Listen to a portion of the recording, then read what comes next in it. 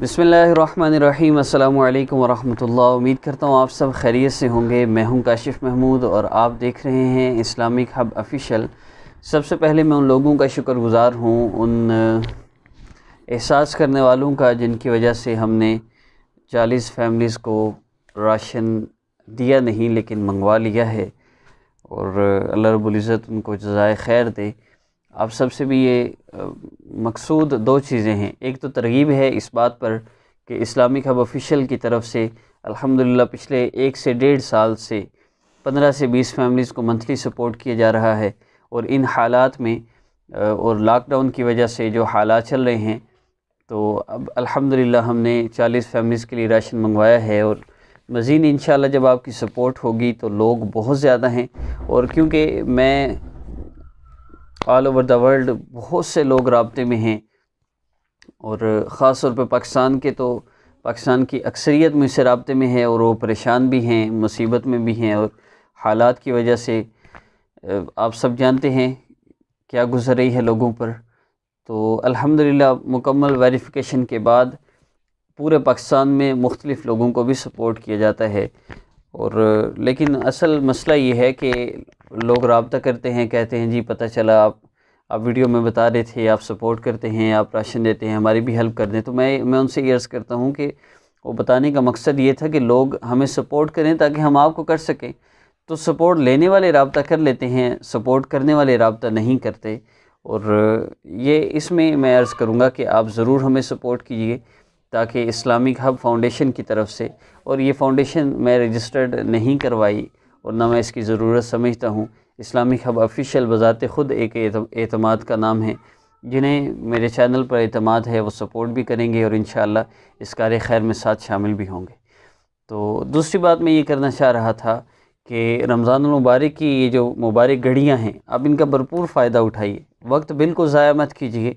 चंद लम्हे, चंद सेकंड अगर आपके बग़ैर किसी ज़िक्र के, बग़ैर किसी मसरूफ़ियत के गुज़र गए तो बहुत बड़ा नुकसान है।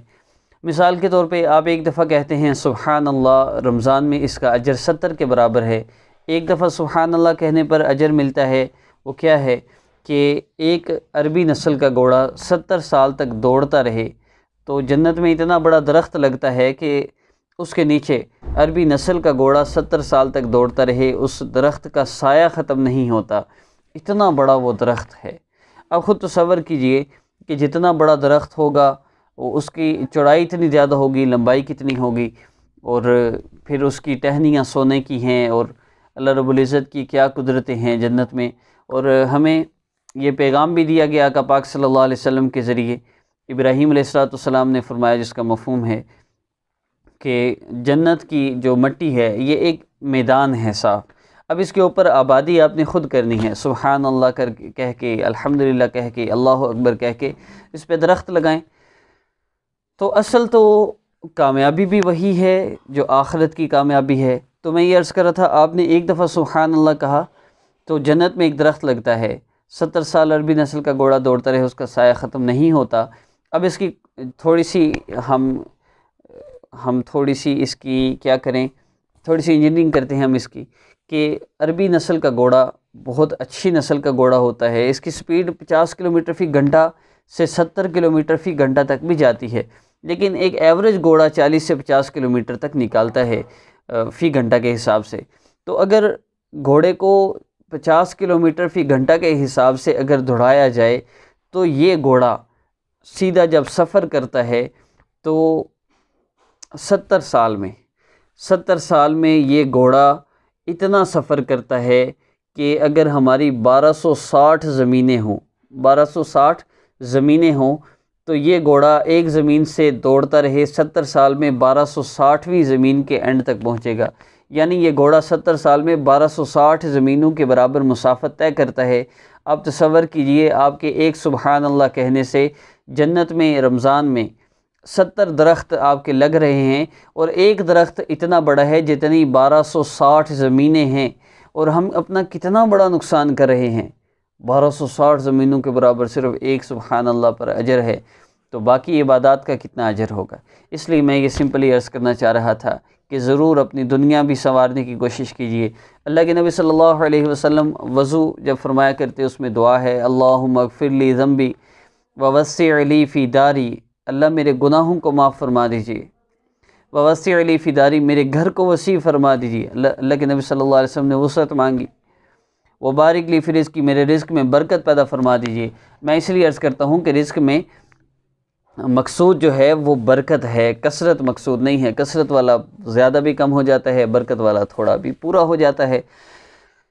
तो इसलिए आज का अमल सूरह कौसर का अमल है, और इंशाअल्लाह आप इस अमल को जब करेंगे तो अल्लाह रब्बुल इज़्ज़त आपको माल और दौलत की फरावानी अता फरमाएंगे, माल और दौलत की कसरत हासिल होगी। यकीन के साथ आपने इस अमल को करना है। इस अमल के फ़ायदे भी अर्ज़ करता चलूँ, इसकी तरतीब भी बताता चलूँ। उससे पहले आप मेरे चैनल को सब्सक्राइब कर लीजिए, क्योंकि मेरी तमाम वीडियोस मेरे जो चैनल पर मौजूद हैं उनकी इजाज़त के लिए मेरे चैनल को सब्सक्राइब करना शर्त है, और ये शर्त सिर्फ़ उन लोगों के लिए है जिनको सब्सक्राइब करना आता है। जिनको सब्सक्राइब करना नहीं आता उनके लिए ये शर्त नहीं है। और अब अमल का आगाज़ करते हैं। उससे पहले मैं आपसे ये रिक्वेस्ट करूँगा कि रमज़ान की हर अफ्तारी पे अल्लाह रब्बुल इज़्ज़त बंदा मोमिन की एक दुआ ज़रूर कबूल फरमाते हैं। तो आज का दिन आप मेरे लिए दुआ कीजिए, अल्लाह रब्बुल इज़्ज़त मुझे सेहत अता फरमा दें। कि अभी मैं रिकॉर्डिंग कर रहा हूँ तो मेरे लिए कैमरे की तरफ देखना बहुत मुश्किल है, कि मुसलसल मोबाइल के यूसेज की वजह से सर दर्द है, ज़रूर दुआ कीजिएगा। तो अमल की तरतीब में सबसे पहले मैं फ़ायदा अर्ज़ करता चलूँ तो ये रिज़्क़ में बरकत के लिए भी और कसरत के लिए भी बहुत ज़्यादा फ़ायदेमंद अमल है। कारोबार में इजाफ़े के लिए है, और घर में जो अनाज है, जो राशन है, उसमें कमी बेशी ना हो। यानी मिसाल के तौर पे आप खाना बनाते हैं, आपको डर है खाना कहीं पूरा ना हो, तो फिर क्या होगा? तो फिर आप इस अमल को कर सकते हैं, इंशाल्लाह खाना पूरा होगा। जहाँ गंदम होती है, आप दाने रखते हैं या आटा लेके आते हैं, आप उस पर भी दम कर दें, इंशाल्लाह उसमें भी बरकत होगी। तो अमल की तरतीब की तरफ बढ़ते हैं। तो सबसे पहले आपने 3 मरतबा दरूद पाक पढ़ना है। उसके बाद आपने सूरह कौसर पढ़नी है। 3 मरतबा दरूद पाक पढ़ने के बाद 21 मरतबा आपने सूरह कौसर पढ़नी है।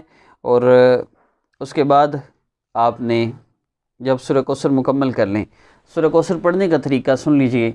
आपने दरूद इब्राहिमी पढ़ना है। उसके बाद शुरू करना है अऊज़ु बिल्लाहि मिनश शैतानिर रजीम बिस्मिल्लाहिर्रहमानिर्रहीम। उसके बाद इन्ना अअतैनाकल कौसर फसल्लि लिरब्बिका वन्हर इन्ना शानिअका हुवल अबतर।